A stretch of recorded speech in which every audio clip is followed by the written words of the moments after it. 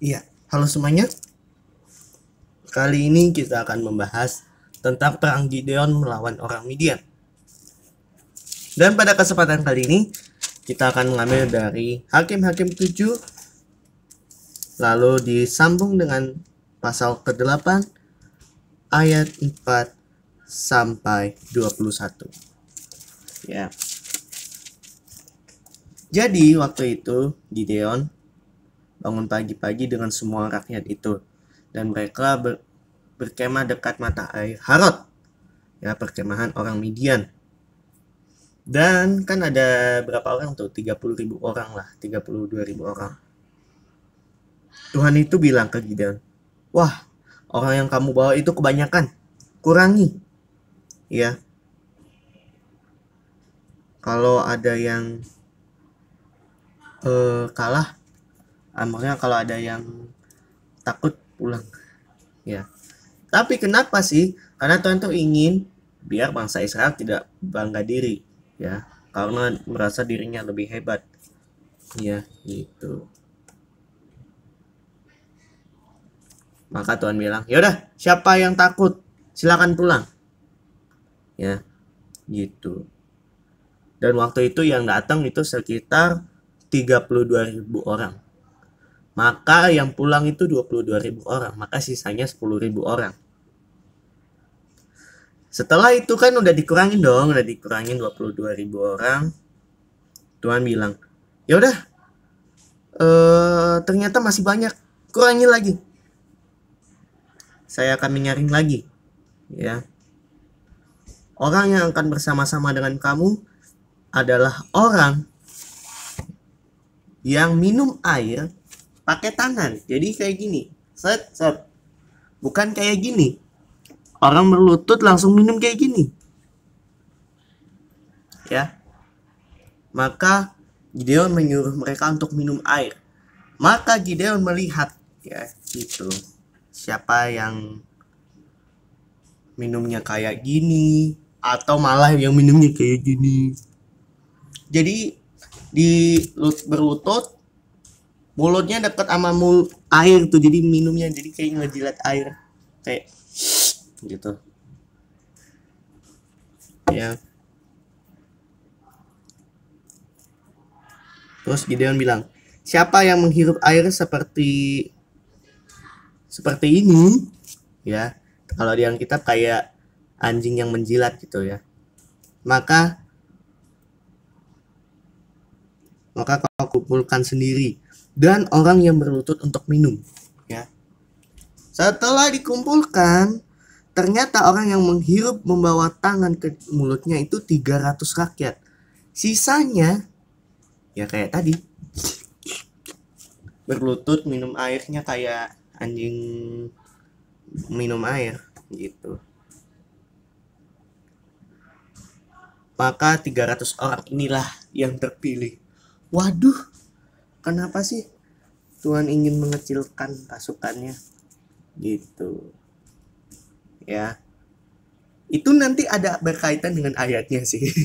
Oke, kita akan lanjutkan, ya. Setelah itu mereka mengambil bekal dan sangkakala,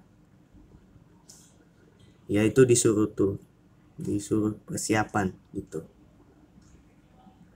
Pokoknya siapin bekal, siapin sangkakala, semua persiapan untuk perang. Dan waktu itu malam-malam Tuhan bilang, bangunlah, saatnya menyerbu perkemahan itu, sebab kuserahkan itu ke tanganmu. Tetapi jika engkau takut untuk menyerang, turun bersama Pura, bujangmu, ya. Maka kau dengarlah apa yang mereka katakan, kemudian kau akan mendapatkan keberanian untuk turun menyerbu perkemahan itu, ya. Jadi Tuhan bilang, kamu takut ya? Ya udah, saya kasih tanda. Maksudnya bukan saya kasih tanda, saya utus bujangmu untuk mengetahui informasi apa sehingga kamu bisa berani untuk berperang. Dan ternyata orang Midian dan orang Amalek dan itu sedang tidur, ada yang bermimpi kayak gini, ya. Gideon sampai di situ, kebetulan ada seseorang menceritakan mimpinya kepada temannya. Jadi kan lagi jalan-jalan, ada temennya yang bilang ke temannya juga yang sesama kan dia, kamu tahu nggak kenapa gini, saya bermimpi ada roti keping jelai gede banget, dia menggulingkan semua perkemahan orang Midian, padahal roti itu doang bisa ngerobohin kemah orang Midian gitu. Setelah itu temannya bilang, wah bener juga, terus kena apa lagi ya, terus dia bilang, wah saking hebatnya kemahnya itu sampai runtuh loh, jadi rotinya tuh berguling terus sampai kemahnya hancur. Waduh. Setelah itu temannya menjawab, ini artinya ini pedang Gideon, orang Israel itu, Tuhan akan menyerahkan orang Midian dan perkemahan ini ke dalam tangannya. Waduh, ngeri, ngeri. Oleh sebab itu, Gideon sudah mendengar mimpi itu, maka dia balik ke perkemahan orang Israel dan pastinya sujud menyembah Tuhan dan berkata, bangunlah, Tuhan sudah menyerahkan perkemahan orang Midian ke dalam tanganmu. Maka dibagi tiga, ada 3 pasukan, 100 di kiri, 100 di kanan, 100 di tengah. Ya, itu. Dan Gideon bilang, perhatikanlah aku dan lakukanlah seperti yang lakukan. Apabila aku sampai ke ujung perkemahan itu, haruslah kamu lakukan seperti yang aku lakukan. Apabila aku dan semua orang yang bersama dengan aku meniup sangkakala, maka haruslah kalian juga tiup sangkakala. Maka haruslah kamu meniup sangkakala sekeliling seluruh perkemahan itu sambil berseru, demi Tuhan dan demi Gideon.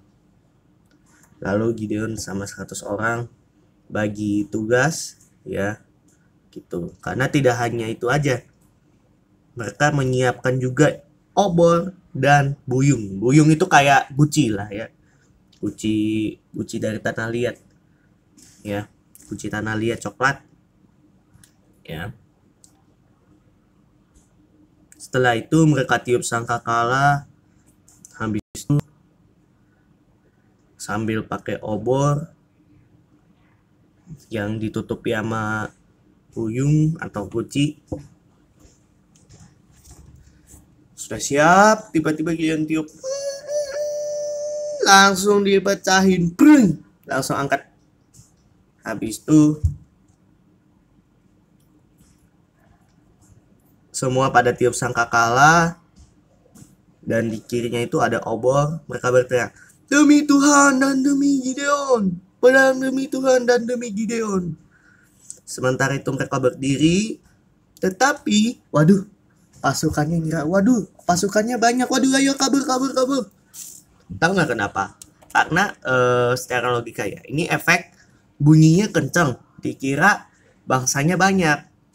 Terus ada efek dari obor yang sebanyak itu, jadi dikira bahwa bangsa Israel membawa banyak pasukan, padahal cuma 300 orang gitu. Karena kan itu tuh semua rencana Tuhan, ya.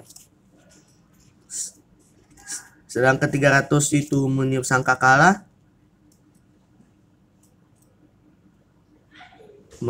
maka Tuhan membuat mereka menghajar habis semua orang Midian. Dan dikerahkan orang Israel suku Naftali dan Asyer dan Manasye untuk mengejar orang Midian. Ya, setelah perang itu Gideon menyuruh juga ke pegunungan Efraim, turunlah menghadapi orang Midian.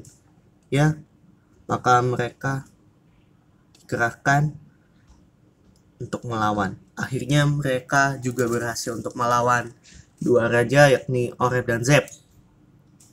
Ya, gitu. Dan kepala Oreb dan Zeb kan dipenggal, dibawa ke sungai Yordan. Ya. Tapi walaupun itu, ada cerita yang akan saya bahas minggu depan. Ya. Lanjut ke fokus perang lagi, ya. Gideon sampai nih ke sungai Yordan. Ya. Gitu. Pokoknya tinggal ada beberapa raja yang belum dilawan gitu, yakni Zeba dan Salmuna. Ya, gitu.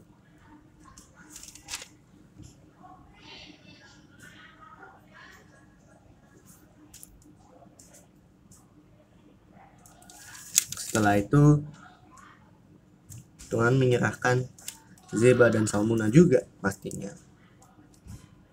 Iya. Zeba dan Salmuna itu lagi ada di Karkor bersama dengan tentara mereka. 15.000 orang ya. Ini ceritanya udah di luar kejadian yang perang Midian yang besar-besaran yang bunyi sangkakala. Gideon maju melalui jalan-jalan itu ya dan memukul kalah semua tentara itu karena kan ini perang part 2-nya ya gitu. Habis itu Gideon kembali dari peperangan melalui pendakian Heres dan ditangkap seorang muda penduduk Sukot. Setelah ditanyai, orang itu menuliskan nama para pemuka dan para tua-tua Sukot untuk Gideon. Gideon sekitar 70 orang. Lalu pergilah Gideon ke orang Sukot sambil bilang, inilah Zeba dan Salmuna yang karenanya kamu telah mencela aku. Sudahkah Zeba dan Salmuna di tanganmu? Ya, sehingga kami harus memberikan roti kepada orang-orang yang lelah itu. Ya, karena waktu itu ternyata habis perang itu mereka juga pastinya capek. Dan mereka baru nangkep cuma 2 raja doang. Makanya 2 raja yang lainnya itu belum ditangkap waktu itu. Ya, gitu. Terus berkatanya ke Zeba dan Salmuna, di manakah orang-orang yang kamu bunuh di Tabor itu? Mereka bilang, mereka itu serupa dengan engkau. Sikap mereka masing-masing seperti anak raja.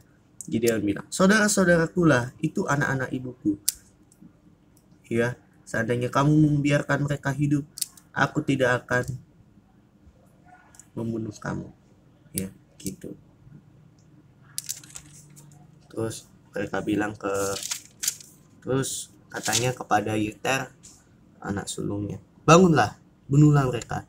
Tetapi orang muda itu tidak menghunus pedangnya karena ia takut sebab ia masih muda. Ya, gitu. Yeter anaknya Gideon disuruh untuk memarang Zeba dan Salmuna. Terus Zeba dan Salmuna bilang, baik, bangunlah kau sendiri dan paranglah kami, sebab seperti orangnya, demikian pula kekuatannya. Maka Gideon bangun dan Zeba dan Salmuna dibunuh. Setelah itu diambil semua perhiasan dan sebagainya. Gitu. Ya.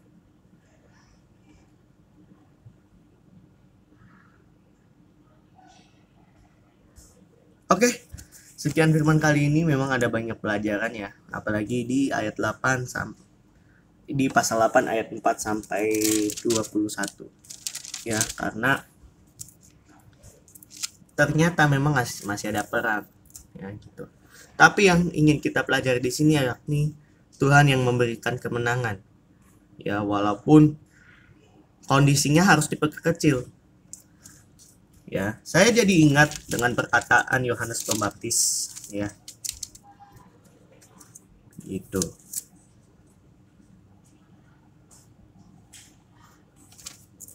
Perkataan Yohanes Pembaptis atau apapun. Saya jadi ingat satu ayat yang mengatakan, aku biarlah semakin kecil, tetapi dia yakni Tuhan yang semakin besar. Gitu. Kalian mungkin udah pernah dengar ayat ini dan kalian udah pasti tahu ayatnya di mana. Ya, gitu.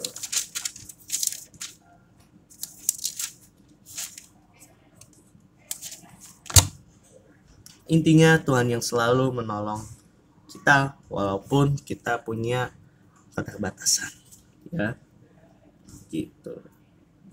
Oke, sekian firman kali ini. Minggu depan saya akan bahas ya, ceritanya cukup singkat karena ini ceritanya itu di antara perang pertama yang baru nangkep Oreb dan Zeb dan orang Midian part 2 yang melawan Zeba dan Salmuna. Karena kan ternyata ada 4 orang raja di sana.